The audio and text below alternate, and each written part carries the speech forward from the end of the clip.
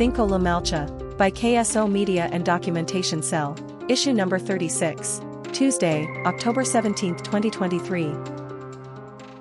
Headlines: Follow our forefathers' footsteps in defending our ancestral land and freedom, appeals KIM. Reign of anarchy, looted weapons still in the hands of Arambai Tengal. Restore internet ban within 5 days or face agitation, ansem to GOM. Manipur governor to visit Lamka. A brief account of the Anglo-Kuki War, 1917 to 1919. Thingkho Le Malcha. Kuki victims update as on October 16, 2023. Deaths, 146. Villages burnt, 200 plus. Houses burnt, 7,000 plus. Churches and synagogues burnt, 360 plus. Displaced persons, 41,425. Relief Center update. Kinship High School Relief Center, Tabong, Lamka. Managed by Kuki Konglai Lompi, KKL, GHQ. Total inmates registered, 83 star. Male, 42. Female, 41. Follow our forefathers' footsteps in defending our ancestral land and freedom, appeals KIM. On the solemn observance day of the 106th anniversary of Anglo-Kuki War, 1917 to 1919, the Kuki NP Manipur has called upon the Kuki-Zo people to recommit to the pledge taken by the people themselves to never retreat nor give up the fight for justice and to stand strong with the rights, as it extended greetings to all Kuki-Zo people with a message to instill the spirit of supreme sacrifices of their forefathers in defending their ancestral land and freedom. Kim called upon the Kuki-Zo people to remember and honor the supreme sacrifices of their forefathers who fought the mighty British colonialism for independence. It was on this day that our forefathers took a vow that at all cost, our people should fight against the British for the preservation of our independence, for the protection of our land, culture and tradition, it stated. Kim said the Anglo-Kuki War is indeed a glorious story of valor and sacrifices, and of hope and resilience against all odds. To the colonial writers, the Anglo-Kuki War is one of the most formidable wars the Britishers have ever fought in this part of the land. L.W. Shakespeare, the then Deputy Inspector General of the Assam Rifles said, it therefore grew into the largest series of military operations conducted on this side of India since the old, full-scale, expeditionary days of Generals Penn Simons and Tregear in the late 1880s, or the feudal Aber expedition of the 1911-12, eclipsing them all in casualties and arduousness of active service. Reign of anarchy, looted weapons still in the hands of Arambai Tengal. Almost 6 months have passed yet the situation in Meitei Kanglipak is still grim with the radical militants replacing the Meitei police in maintaining law and order as per their whims and fancies. The security advisor to the government of Manipur, Kuldeep Singh, had announced the commencement of mass combing operation few weeks ago to recover huge numbers of sophisticated weapons in the hands of the radicalized goons. However, the situation is still grim and a semblance of normalcy is yet to be seen. In the midst of it, a cavalcade of the radicalized armed goons, the Arambai Tengals, are still seen openly flaunting their sophisticated weapons and roaming nonchalantly in and around Greater Imphal, the capital city, the video of which surfaced on social media platforms. The viral video, shared by one of the goons to be taken down later, has once again raised a lot of questions about the law and order situation in Imphal Valley area. The immobile Manipur police role in maintaining rule of law has come under scrutiny once again as the Arambai Tengals could be seen roaming around in Imphal Valley area without any hindrance. The Manipur police seems to have compromised to the terror threat of Arambai Tengal as they are seen scot-free with their automatic weapons and camouflage attire. Till now, there is no report of any action taken by the Manipur police against the Arambai Tengal. The patronage they received from the big wigs have emboldened them in carrying out terror acts. Not to speak of their reigns of terror upon the Kukis, the radicalized Arambai Tengal has been unleashing their reign of terror against the Meitei populace, silencing the voice of many, who speaks the truth, questioned their action and motive. Anyone speaking against them are rebutted with violence, threat, coercion and intimidation. This has created a fear psychosis among the Meitei intelligentsia from speaking out facts and many have already refrained from questioning the devilish intention of the Arambai Tengal.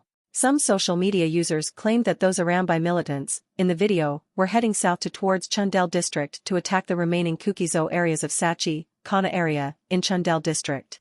However, it cannot be independently verified. Questions thus arise: is there any step taken by the Unified Command to tame those radicalized groups? Who gives the power to those radicals with sophisticated weapons to roam freely within the city? Who authorized their armed procession on public streets? How long does the concerned authority need to take to restore law and order? As long as the radicalized groups of Arambai Tengal, Meitei Lipun and other valley-based militants groups are given free hand by N. Biren Singh's government, peace remains a far cry. Restore internet ban within 5 days or face agitation, ansem to GOM. The All Naga Students Association Manipur, ansem, has called upon the state government to lift the banning of internet services within 5 days without any further extension and restore internet connectivity in the state or face consequences. Ansem, in a press release issued on Tuesday, cautioned that it will take up various forms of agitation if the state government fails to restore the internet connectivity within 5 days period from Tuesday. The Naga students' body said that internet is not merely a communication system but is a chosen platform for research and information among many others, and as such, internet shutdown in the state has serious implication for the entire population, including the peace-loving Nagas who have no role in causing any danger or nuisance in the ongoing violence. Internet shutdown in the state for more than 158 days causes widespread censorship, and it is a clear violation of citizens' fundamental rights given in the Constitution, it stated. Ansem said, lifting the order only for few broadband users and government offices for administrative purposes with an exorbitant rate does not provide a solution to the necessities in times of urgency and cannot be a justification to its proportionality of the ongoing violence and prevailing situation. The delayed response and lack of sincere intervention from the center government to the prevailing situation in the state raises concerns about its propriety and effectiveness of the internet shutdown, whether it is being used as a tool to suppress information and control the narrative surrounding the events happening in Manipur, it added. Expressing its deep concern in the interests of the students and the Nagas who have been maintaining neutrality at this crucial juncture after serious observation to the ongoing situation in the state, Ansem said that the prolonged internet shutdown has raised adverse impacts on economic status in the state, such as disruption of communication while accessing emergency services, educational limitations and research hindering access to online educational resources, impediment to health care services, which plays a crucial role in healthy delivery accessing medical information for the medical students. Ansem also stated that it had already appealed the state government on September 7 and 29 pertaining to the blanket banning of the internet in the state by stating various reasons to lift the suspension/curbing of mobile internet or data services order through VPN in the interests of the general populace. On the issue of recruitment exam result, Ansem reiterated its demand to declare the result of the interview held in the month of September 2021 for the appointment of 190 posts of assistant professors, 145 plus 45 Street Special Drive, for government colleges of Manipur at the earliest. Manipur governor to visit Lamka. The governor of Manipur, Anyusia Yuki, will be visiting relief camps in Lamka on October 18, 2023. She will depart Raj Bhavan, Imphal, 427 Sector Assam Rifles HQ, Churachandpur at around 9:30 am. Upon arrival in Lamka, she will visit M. Songjel ECA Church Relief Camp and Tabong ECA Church Relief Camp. The governor will be accompanied by Major Rahul Pathania, ADC to Governor of Manipur, and her entourage of 40 members including 29 security escorts.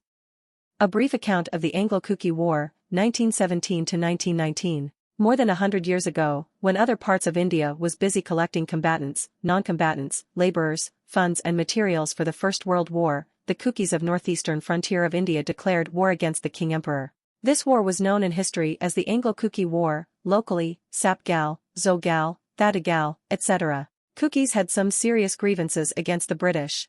They were against colonial system of house tax, forced labor, disarmament and sedentarization program, and finally to the forced labor conscription for the Great War, that seriously threatened their independent existence.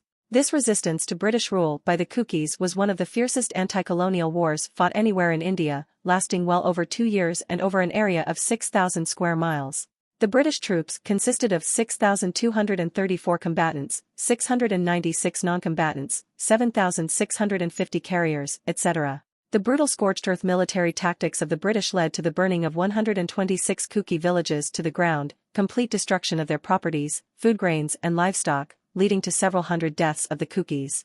The war also took a heavy toll of 550 British military officers, sepoys and coolies' death along with 142 wounded. Kukis had been punished with communal penal labor after the war for 5 years. The Kukis, however, gained a glorifying name as one of the martial race of our country from the British for their courage and skills during the war. However, the significance of this war and the sacrifices of the Kuki community during the first half of 20th century in one of the biggest uprisings against the British have largely been missing from mainstream discussions till date.